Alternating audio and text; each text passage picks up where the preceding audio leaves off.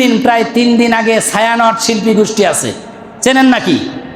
ঢাকার বুকে ছায়ানট জাতীয় শিল্পী গোষ্ঠী, একজন নামধারী মুসলিম নারী মারা গেছে। এরা বলে মুসলমান, কিন্তু তাকে সর্বশেষ বিদায় দিয়েছে রবীন্দ্রসঙ্গীত গেয়ে গেয়ে।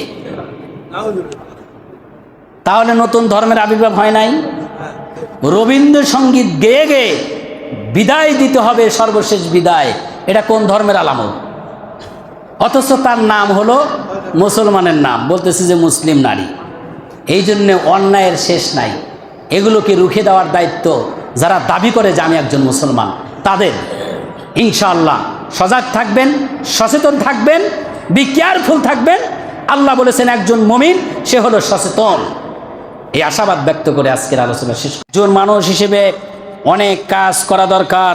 সেই কাজগুলো যদি আমরা না করি তাহলে আমাদের কপালে দুঃখ ছাড়া আর কিছুই থাকবে না। আল্লাহ রাসূল সাল্লাল্লাহু আলাইহি সাল্লাম নিজের আপন চাচাতো ভাই আব্দুল্লাহ ইবনে আব্বাসকে বললেন, হে বালক, আমি তোমাকে কয়েকটি বাক্য শিক্ষা দিচ্ছি। কাকে বললেন? আপন চাচাতো ভাই আব্দুল্লাহ ইবনে আব্বাস, আব্বাসের পুত্র আব্দুল্লাহকে বললেন, হে বালক, আমি তোমাকে কয়েকটি বাক্য শিক্ষা দিচ্ছি।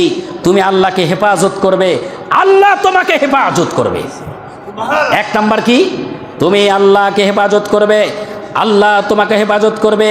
তুমি আল্লাহকে সংরক্ষিত রাখবে, তাহলে তাকে সর্বদা তোমার সামনে পাবে। এরপরে আল্লাহ বলতেছেন, রাসূল বলতেছেন, যখন চাইবে বা প্রার্থনা করবে তখন শুধু আল্লাহর কাছেই চাইবে। যখন তুমি কিছু চাইবে, কার কাছে চাইবে?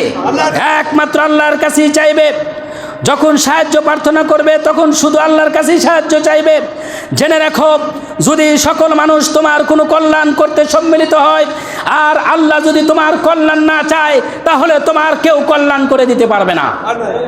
আর গোটা পৃথিবীর সমস্ত মানুষ মিলে তোমার যদি অকল্যাণ, আল্লাহ যদি তোমার অকল্যাণ চায়, গোটা পৃথিবীর সমস্ত মানুষ যদি তোমার অকল্যাণ মানে কল্যাণ চায়, তাহলে সেই কল্যাণ হবে না। আল্লাহ যা চান সেটাই হবে। এই কয়েকটি কথা আল্লাহ রাসূল আপন চাচাতো ভাই আব্দুল্লাহকে শিক্ষা দিলেন।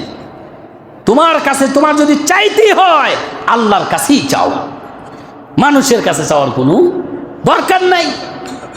যে আল্লাহ আমাকে বানাইছে, যে আল্লাহ আমাকে খাওয়ায়, যে আল্লাহ আমাকে পড়ায়, যে আল্লাহ আমাকে লালন পালন করায়, সে আল্লাহর দরদ আমার উপরে কম না বেশি?